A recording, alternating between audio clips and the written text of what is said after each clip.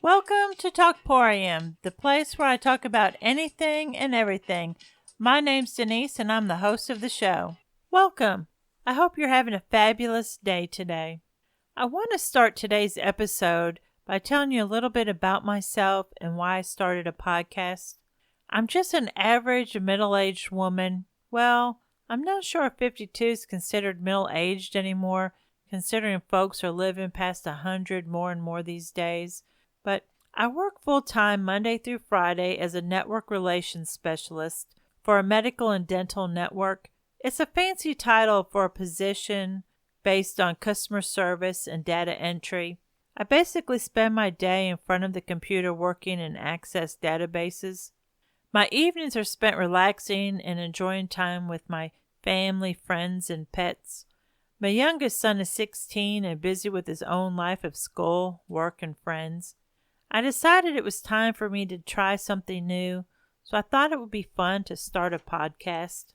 I named my podcast Talkporium for several reasons. The first reason is I wanted a name which wouldn't restrict my content to a specific topic or genre. I wanted a name that left it open to have discussions about basically anything and everything.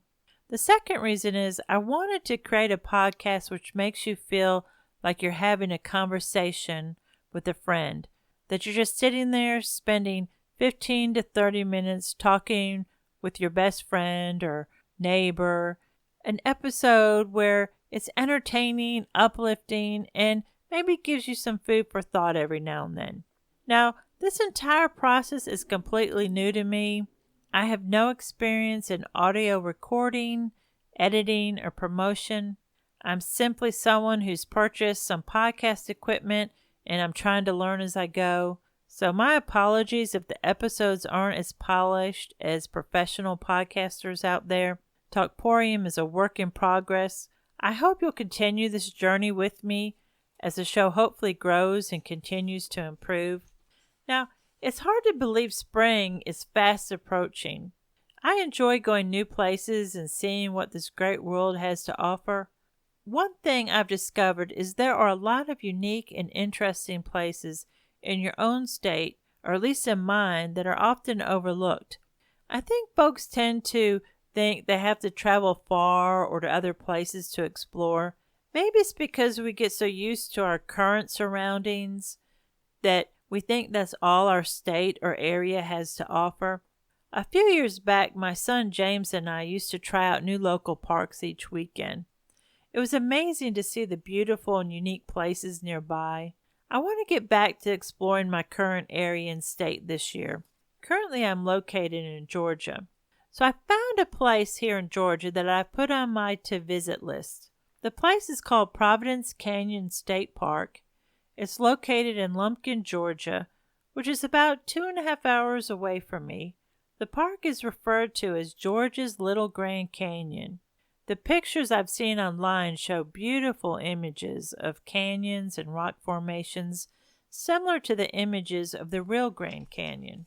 According to the Georgia State Park's website, the park contains massive gullies as deep as 150 feet, which were caused by poor farming practices during the 1800s.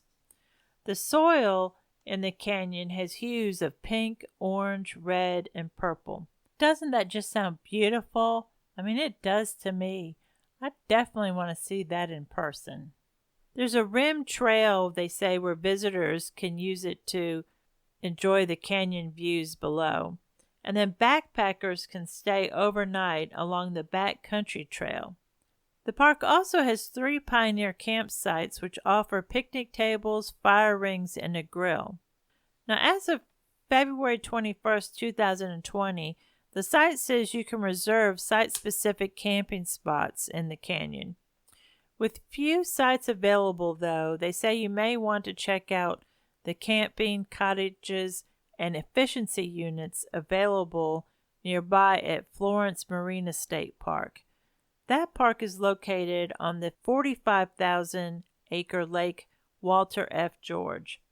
So I checked out the current prices in the Georgia State Park's website for Providence Canyon, and as of today's date, The Pioneer sites average about $40 a night.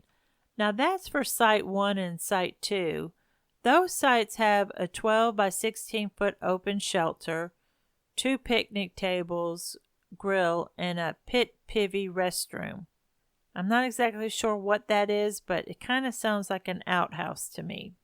The site says that domestic pets are allowed, and then the check-in and check-out at that park for those accommodations, check-in and check-out are both at 1 p.m. Now, Site 3 is listed at $80 per night or starting at $80 per night. Now, it has a 30 by 70 screen shelter that features a concrete floor, kitchen sink, built-in barbecue grill, plus that site has electricity and water, and it has actual restrooms, but there's no shower. And outside there are picnic tables and a fire ring as well. Now the backcountry sites start at $10 per night. They basically only have a fire pit, and those sites require you to hike to the location. And according to the website, some of the hikes to the different backcountry campsites can be a little treacherous. Now, I also checked out the nearby park that I mentioned, the Florence Marina, and it seems like it's a perfect getaway for those who love water sports. It's adjacent to a deep water marina with boat slips, a boat ramp, and a fishing pier. And the park has a variety of accommodations, including a modern camping ground, efficiency units, and fully equipped cottages.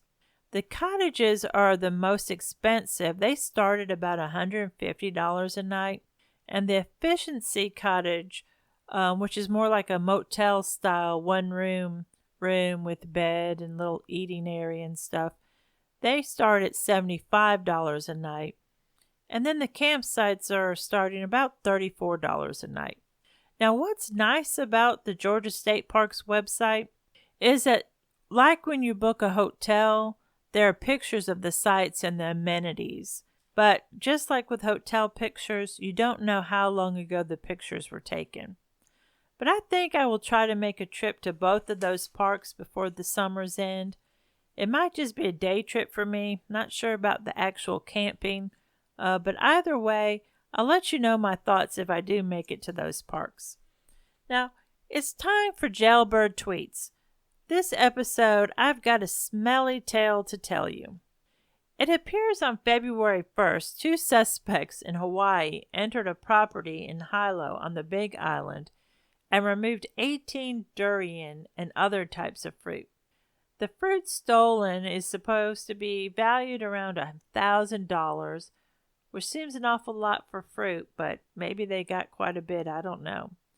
Anyway, I'm not familiar with durian fruit, but apparently it's a spiky tropical fruit which resembles a small porcupine and typically weighs between 2 and 7 pounds.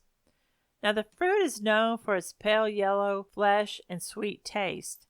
However, it says the durian fruit has a unique characteristic, its smell. The news report says the durian fruit smell has been compared to rotten onions, dead fish, moldy cheese, and far worse. I can't imagine what is far worse than moldy cheese or dead fish. Anyway, it says it's a popular fruit in Southeast Asia, but it's commonly banned from hotels and public transportation there because of the smell. It said it smells so bad at times that in 2018, the smell of rotting durian in a cupboard was mistaken for a gas leak, which prompted the evacuation of a library in Australia. That must be some stinky smelling fruit, and I don't know why those thieves wanted to take it, but I bet you can smell them coming. Now here's another story that has to do with smelly crime. Police in Germany were able to arrest a drunk driver over the weekend because of his smell. Now, it wasn't the smell of alcohol, though. On Friday, in the town of Speyer, officers saw a 26-year-old man pass them at high speed with his car lights off. The officers gave chase, and the suspect pulled over, jumped out of the car, and ran away. Now, the responding officers noted a strong smell of perfume in the car and followed the trail of the perfume smell. They were able to find the man hiding in a hedge, and police said due to the cloud of perfume that was detected inside the car and on the man, it was possible to identify him as the driver. A breath test was used later to determine he was over the alcohol limit. I guess you can say that crime stinks. Have you ever been a victim of a crime? I have. My most recent experience was back in November. I was in the process of moving from my apartment to my house. I had stopped at the dollar store and picked up some odds and ends to take to the new house. A few of the items were things to stock up my son's new bathroom. I had stuff like mouthwash, shampoo, toothbrush, among other things. And I originally had the bag of stuff in my trunk, but I was worried it would get tossed around in the trunk and the bottles would open, and I didn't want my trunk smelling like mouthwash. So I put the bag of stuff on the floor in my back seat. I had a spare blanket sitting on the back seat, so I just threw the blanket over top the stuff on the floor. Big mistake. Some lowlife went through the parking garage at work and apparently looked in the car and saw the blanket on the floorboard. I guess since it was close to Christmas, they thought I was trying to cover up something valuable, so they broke the car window and took the bag of stuff.